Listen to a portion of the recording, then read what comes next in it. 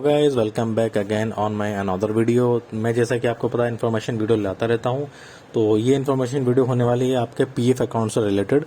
तो जैसे कि आपको चैलेंजेस हो रहे थे कि पीएफ अकाउंट का जो अमाउंट है सेटल कैसे करना है, तो ये बेसिकली ये वीडियो उनके लिए होने वाली है जो वर्किंग पीपल हैं या अभी काम कर रहे हैं और उनको पीएफ इन एडवांस में पैसा निकालना है, या जो जॉब छोड़ चुके हैं, ये उनके लिए भी होने वाली है। तो बने रहिए वीडियो में और देखते रहिए पीएफ अकाउंट का पैसा कैसे निकालते हैं। स्टेप बाय स्टेप मैं बताऊंगा आपको, साथ में क्या रूल रेगुलेशंस है वो भी मैं आपको बताऊंगा।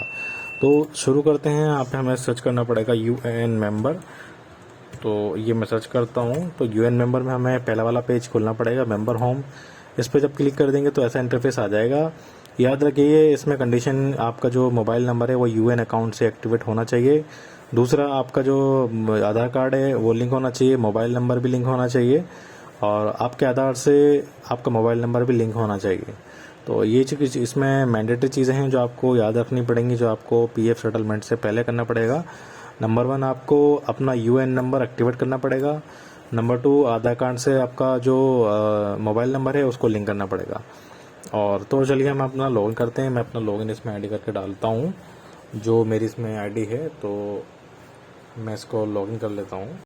तो ये लॉगिन हो गया है जैसा आपने देखा, और हम इसको सेव नहीं करेंगे। यहाँ पे जो आपका ई नॉमिनेशन नहीं है, आपने ई नॉमिनेशन यानी कि पीएफ आप अगर कुछ डेथ हो जाती तो आपके बाद कौन आपका पीएफ का पैसा लेगा, तो उसके लिए आपको यहाँ पे ई नॉमिनेशन देना पड़ेगा और आधार कार्ड से लिंक वगैरह करना पड़ेगा।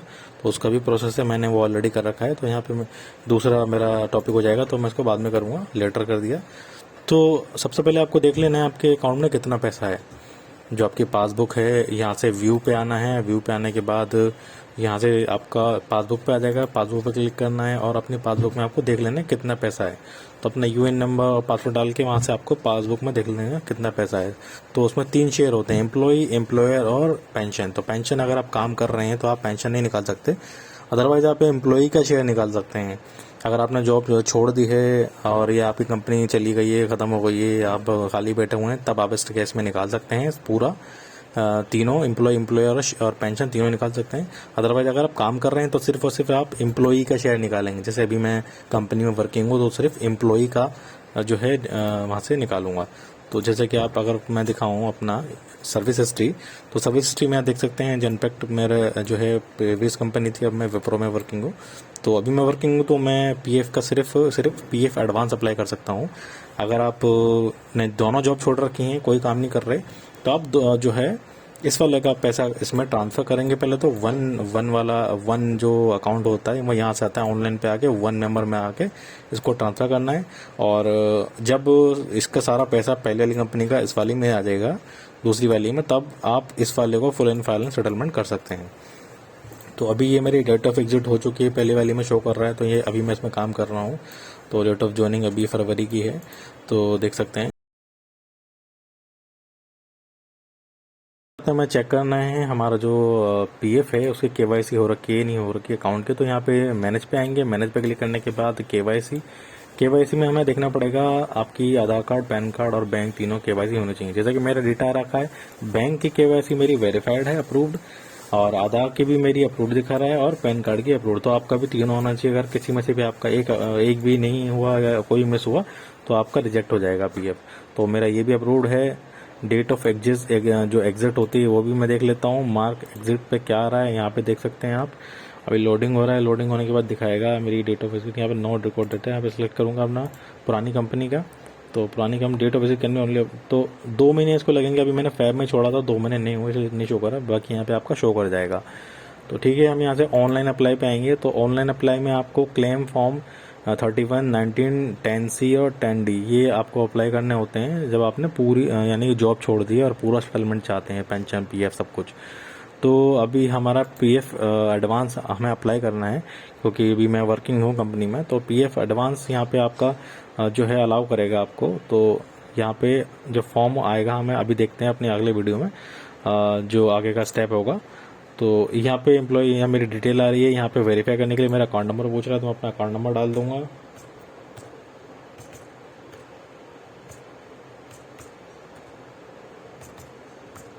तो ये मैंने अकाउंट नंबर डालना है, वेरीफाई करना है, वेरीफाई पूछेगा तो यस कर देना है। यहाँ पे वेरीफाइड हो गया, उसके बाद हमें प्रोसीड टू ऑनलाइन क्लेम पे जाना है। तो ऑनलाइन क्लेम पे आने के बाद ऐसा करके फॉर्म आ जाएगा, मेरी डिटेल यहाँ पे मेंशन होगी।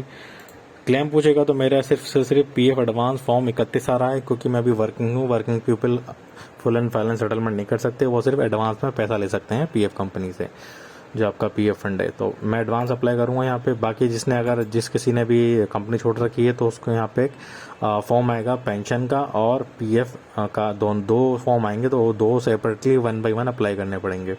तो पीएफ एडवांस में अप्लाई कर रहा हूँ यहाँ पे 31 फॉर्म 31, और सर्विस कलेक्ट करनी है। तो सर्विस में अभी मैं जिसमें मेरी पुरानी कंपनी मुझे उसका पैसा निकालना है, तो मैंने सेलेक्ट कर लिया 6863। और यहाँ पे पूछ रहा है क्या रीज़न हो सकता है आपका, क्या रीज़न है। तो यहाँ पर मैं यहाँ पे भी मेरे जो सिलेक्ट करने के लिए ऑप्शन आ रहे हैं। तो यहाँ पे देख सकते हैं outbreak of pandemic, construction house, यहाँ पे तमाम चीज़ें आ रही हैं। तो ये मैंने एक फॉर्म ऑलरेडी किया हुआ है कंस्ट्रक्शन और हाउस, जैसे कि आप देख सकते हैं। तो ये वाला मैंने ऑलरेडी इसमें किया हुआ है, बस इसमें इशू ये है कि चला गया वाला, दोबारा दिखाता हूँ। ये वाला कंस्ट्रक्शन और हाउस और 1 पीएफ एडवांस, ये मैंने ऑलरेडी अप्लाई किया हुआ है।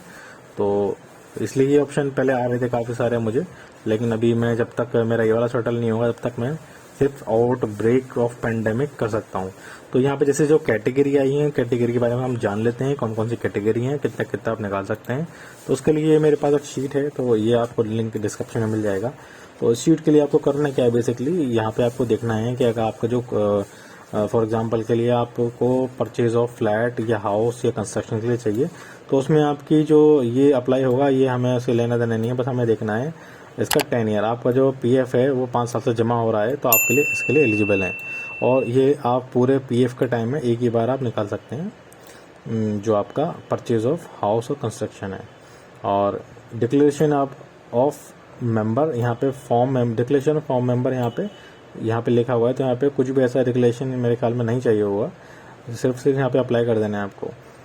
तो डिक्लेरेशन फॉर्म यहाँ की जो फाइनल सबमिट करेंगे वही होगा। और यहाँ पे कैटेगरी वाइज दी हुई है, आप अपने अकॉर्डिंग देख लेना। और जिसने यहाँ पे दिखा हुआ है, अगर आप withdraw fund for loan purpose का अगर कोई लोन बंद कर रहे हैं तो उसके लिए आप कितना विड्रॉ कर सकते हैं। तो यहाँ पे जैसे 36 मंथ का बेसिक सैलरी और टोटल एम्प्लॉई। सपोज करो आपने कोई लोन बंद करना है अपना, तो आपका पहली बात तो ये देखना है एलिजिबिलिटी 10 साल का आपका पीएफ जमा होना चाहिए। अगर है तो उसके बाद हम आगे बात करेंगे। तो आगे जैसे मैं आपको बता देता हूँ कैलकुलेटर से। तो यहाँ पे दो दे रखें, या तो आपको 36 मंथ होना चाहिए, 36 मंथ की सैलरी मिलेगी बेसिक, या आपको टोटल एम्प्लॉय शेयर। सपोज करो आपके एम्प्लॉय शेयर में 50,000 रुपये पड़ा हुआ है, ठीक है। और ये कह रहा है आपको 36 मंथ की जो सैलरी होगी बेसिक वो वो मिलेगी। सपोज करो अगर आपके जो सैलरी होती है वो 10,000 रुपये आपका महीना है बेसिक, तो 10,000 रुपये महीना बेसिक है, तो 36 मंथ की कितनी हो जाएगी आपको, 36 से मैं इसको मल्टीप्लाई कर देता हूँ, ये हो गया आपके 3,60,000। तो ये ज़्यादा बैठ रहा है या आपका एम्प्लॉय शेयर। तो एम्प्लॉय शेयर आपका 50,000 है, तो ये एम्प्लॉय शेयर आपका कम है, जो भी कम होगा वो आपको इसमें मिलेगा, तो वो आपके अकाउंट में आएगा। टोटल एम्प्लॉय शेयर यहाँ पे लिखा हुआ टोटल आउटस्टैंडिंग ऑफ प्रिंसिपल, तो जो भी इसमें कम होगा, लीस्ट यहाँ पे जैसे मेंशन किया हो, लीस्ट जो भी कम होगा वो आपको मिलेगा।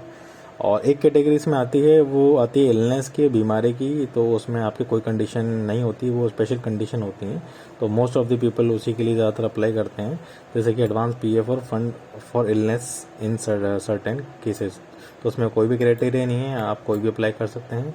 लेकिन इसमें शर्त ये है, तो 6 महीने का पैसा मिलेगा बेसिक, या आपको या एम्प्लॉय शेयर का, जो भी इन दोनों में से कम बनेगा वो आप काउंट कर लेना और उसके हिसाब से अप्लाई करना। तो जैसा कि मैंने चेक किया हुआ है, मेरा जो एम्प्लॉय का शेयर है वो करीब 50,000 है, और मेरा बेसिक सैलरी ज़्यादा बैठा, तो मैंने 50,000 पे अमाउंट डाल देना है, और अपना वो डाल देना है यहाँ पे रीज़न, और अमाउंट डाल देना है 50,000।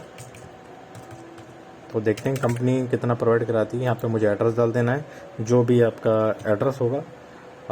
यहाँ पे मैं फ़िलहाल ये डाल देता हूँ आपको दिखाने के लिए। यहाँ पे स्ट्रीट का नाम हो जाएगा, तो वो भी मैं डाल देता हूँ, और यहाँ पे स्टेट हो जाएगा, तो मैं उत्तर प्रदेश से बिलोंग करता हूँ, वो डाल देता हूँ। डिस्ट्रिक्ट इसमें आ जाएगा मेरा अलीगढ़। उसके बाद यहाँ पे पिन कोड, तो सिटी का नाम पूछ रहा है, तो सिटी का नाम डाल देना है आपको। उसके बाद यहाँ पे पिन कोड, तो पिन कोड मैंने डाल दिया। उसके बाद यहाँ पे आपको स्कैन कॉपी ऑफ जो चेक होगा वो स्कैन कॉपी ऑफ लगानी पड़ेगी। तो वो चेक की कॉपी कैसे लगानी होगी, तो वो भी मैं आपको दिखा देता हूँ। जो आपका चेक होगा वो चेक कैंसिल चेक लगेगा, ठीक है। तो वो मैं दिखा देता हूँ आपको। तो वो कैसे दिखने में होगा आपको, आपको एक इमेज दिखा देता हूँ। ये एक इमेज है जो कैंसिल चेक की है, आप विंडो पे देख सकते हैं मेरे। तो ये चेक आपका जो है आपको ऐसे ही सेम इसी वे में अपलोड करना है। जैसे एक चेक ये है और इस चेक पे कैंसिल लिखना है, दो लाइन खींचनी है और अच्छे से एकदम सब क्लियरिटी होना चाहिए। वो चेक आपको इसमें जो है अप्लाई करना पड़ेगा और उसके लिए आपको देखना पड़ेगा उसका साइज़ जो है 100 KB से 500 KB के साइज़ में होना चाहिए। साइज़ को एडजस्टमेंट कर लेना और वो अपने अपलोड कर देना। जैसे कि मैंने इसमें पहले से ही चेक को सेव करके रख रखा है, तो वो मैं इसमें आपको चेक इसमें लगा दूंगा। तो चेक मैंने लगा दिया है, अब कुछ नहीं है। फाइनल यहाँ पे आपको कंफर्मेशन देनी है और गेट OTP करना है। ठीक है, ये सारा मैंने फिल कर दिया है। उसके बाद गेट OTP पे क्लिक करूंगा तो गेट OTP का इसके बाद मेरा OTP नंबर मेरे मोबाइल नंबर भेज दिया जाएगा। और यहाँ पे OTP नंबर जैसे ही आप डालेंगे और सबमिट करेंगे, और जैसे ही सबमिट करेंगे तो यहाँ पे आपका जो है वो सक्सेसफुल सबमिट हो जाएगा, जो भी आपका फॉर्म आपने जमा कर रहे हैं। और उसके बाद आपको एक कॉपी मिलेगी, जो आपने सबमिट किया है उसकी आपको कॉपी मिल जाएगी। तो जैसा कि आप स्क्रीन पे देख सकते हैं, वो कॉपी आपको वही ऑप्शन आ जाएगा डाउनलोड करने के लिए, तो आप डाउनलोड कर लेंगे। तो यहाँ पे ये ऑनलाइन कॉपी होती है and I want to apply PF advance, सब डिटेल्स में मेंशन होंगी आपकी और अमाउंट दिया जाएगा और यहाँ पे आपके बैंक डिटेल दी जाएगी। तो ऐसे कुछ स्लिप आपको मिल जाएगी, वो आप डाउनलोड कर लीजिएगा। सो ऐसे ही आप जो है आपका फंड जो है 7 से 21 दिन के अंदर वो आपके अकाउंट में ट्रांसफर कर दिया जाएगा। So thank you so much for watching my video और ऐसे ही मेरे चैनल को सब्सक्राइब कीजिए।